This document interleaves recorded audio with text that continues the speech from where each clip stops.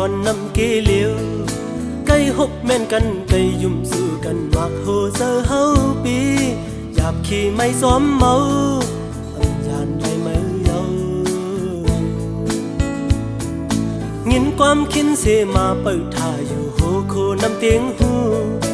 วันในเตะซึ่งอันหลับสู่ถึงหมอกแน่หึงงินเยาอ่อนเฮยพี่ย้อนหาส่งดีหักขึ้นหือ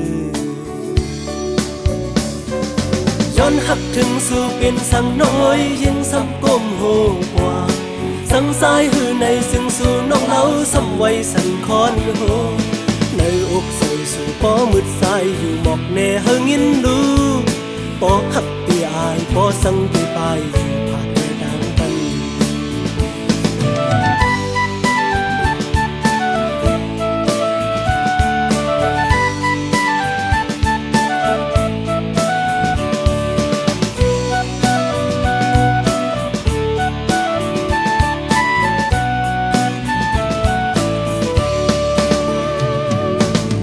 ตั้งยิ่งซึ่งเศร้าเมืองวานเหลียวสายตอนน้ำเกลียว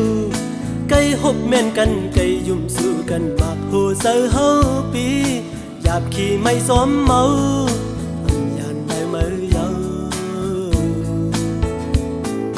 งินความคินเสมาเปิดท่าอยู่โหโคน้ำเตียงหูวันในเตะซึ่งอ่านหลัดสู้ถึงหมอกแน่หึงงินเยาอ่อนเฮยพี่ย้อนหาส่งดีหักขึ้นหือ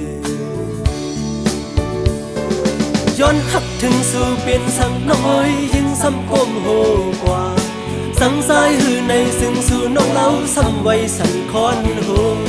ในอกใส่สู่ป้อมืดสายอยู่บอกแน่หึงงินรู้